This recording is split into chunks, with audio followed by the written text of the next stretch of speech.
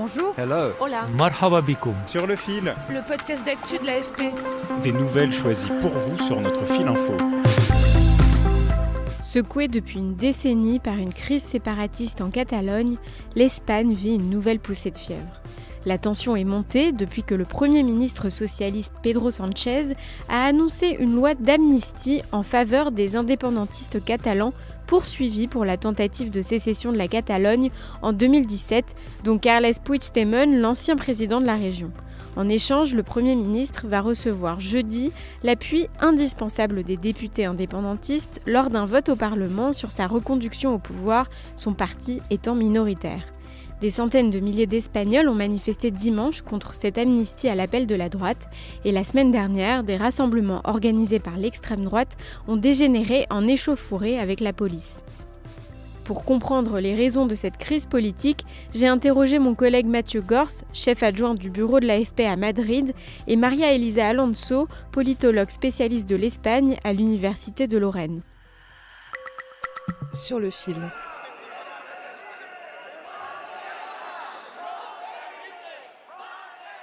À Barcelone, ce dimanche de mi-novembre, Dorita Cantero, retraitée, est descendue dans la rue pour protester contre l'amnistie que prépare le gouvernement du socialiste Pedro Sánchez.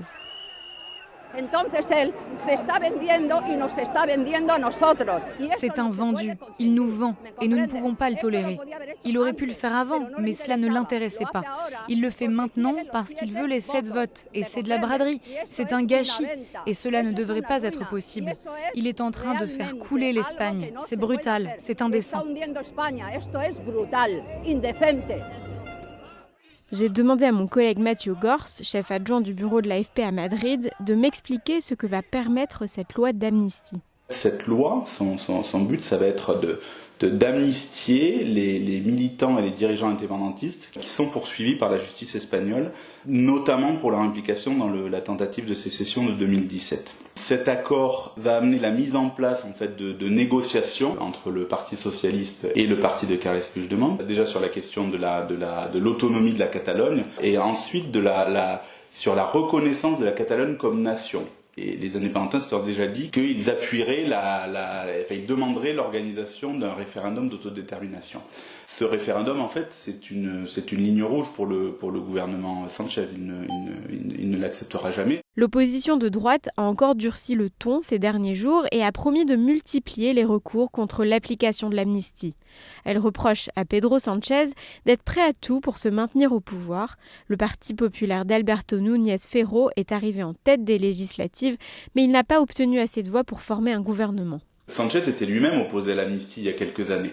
Donc la droite lui reproche d'être prêt à tout uniquement pour se maintenir au pouvoir. La droite et l'extrême droite sont très opposés à ce qui s'est passé en Catalogne. Et eux, ils estiment qu'une amnistie, c'est déjà une atteinte à l'état de droit et à la séparation des pouvoirs. Et en gros, c'est absolument inconcevable parce qu'on va pardonner des gens qui ont commis un délit contre la Constitution, contre l'unité du pays. C'est donc Pedro Sánchez qui tente à son tour de former un nouveau gouvernement. Son parti étant arrivé deuxième aux élections du 23 juillet, il a jusqu'au 27 novembre pour obtenir la confiance du Parlement, faute de quoi un nouveau scrutin devra être convoqué. Pour Mathieu Gors, Pedro Sánchez espère que le peuple espagnol finira par accepter les concessions. Le pari de Sánchez, c'est de se dire on va tenir bon et si jamais le gouvernement tient suffisamment longtemps, plusieurs années, avec cette majorité qui s'annonce assez instable, les gens oublieront. Ou en tout cas verront peut-être que cette stratégie aussi a permis d'apaiser les choses en Catalogne. C'est un petit peu la stratégie qu'il avait quand il a gracié les dirigeants indépendantistes qui avaient été condamnés à la prison. Au début, il y avait un peu le même phénomène, c'est-à-dire que la droite était extrêmement furieuse, une partie du Parti socialiste était aussi assez critique. En 2006, le Parlement espagnol adopte un nouveau statut pour la Catalogne, renforçant son autonomie. Mais en 2010, la Cour constitutionnelle rétropédale et annule une partie de ce statut d'autonomie. Pour Maria Elisa Alonso, politologue spécialiste de l'Espagne à l'Université de Lorraine, ce sont ces éléments qui ont contribué à la situation de crise d'aujourd'hui. En fait, la question, c'est qu'il y a eu toujours beaucoup de problèmes entre la Catalogne et l'État central. Ça a dégénéré quelque part en blocage entre les institutions autonomes et les institutions centrales. Donc, ça n'a fait que monter le sentiment des indépendantistes parce qu'ils se sentaient démunis, quelque part un peu traités de façon différente par rapport aux autres autonomies. Donc, ça fait monter et renforcer le sentiment d'indépendance. C'est ce qui explique en partie que certains autonomistes, partisans de plus d'autonomie mais pas d'une rupture avec l'Espagne, se soient radicalisés. En 2017, il y a eu le référendum de Catalogne, un référendum illégal, interdit par le gouvernement central. Il a quand même eu lieu. Les leaders, les meneurs de ce référendum, ils ont été portés devant la justice, dont Puigdemont, et certains aussi en prison. Donc ça n'a fait qu'encore surmonter ce sentiment indépendantiste. Elle m'explique qu'à partir de l'arrivée au pouvoir de Pedro Sánchez en 2018, ce sentiment a finalement commencé à s'affaiblir. Avec tous les accords du Parti socialiste avec certains secteurs de la société catalane, ça a fait affaiblir ce sentiment parce que finalement on arrivait à des accords et avec des dialogues. D'ailleurs, lors des élections de juillet 2023, les partis indépendantistes ont eu moins de 30% de votes. En plus, le fait que Puigdemont fuit l'Espagne et s'installe ailleurs, c'est aussi comme une sorte de lassitude.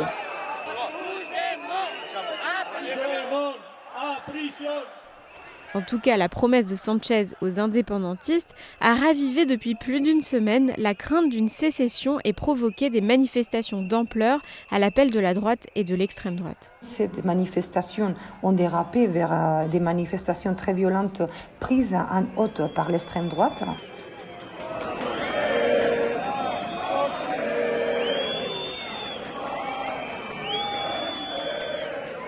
Avec des propos xénophobes, homophobes, des chants fascistes, des drapeaux inconstitutionnels, des drapeaux avec des symboles de Franco. C'est devenu des manifestations très violentes, mais surtout vraiment contre le gouvernement de Sánchez. Mais pour María Elisa Alonso, il ne faut pas cantonner l'opposition à la droite et à l'extrême droite. Le sentiment contre cet accord, il est plus important que ce qu'on voit en fait.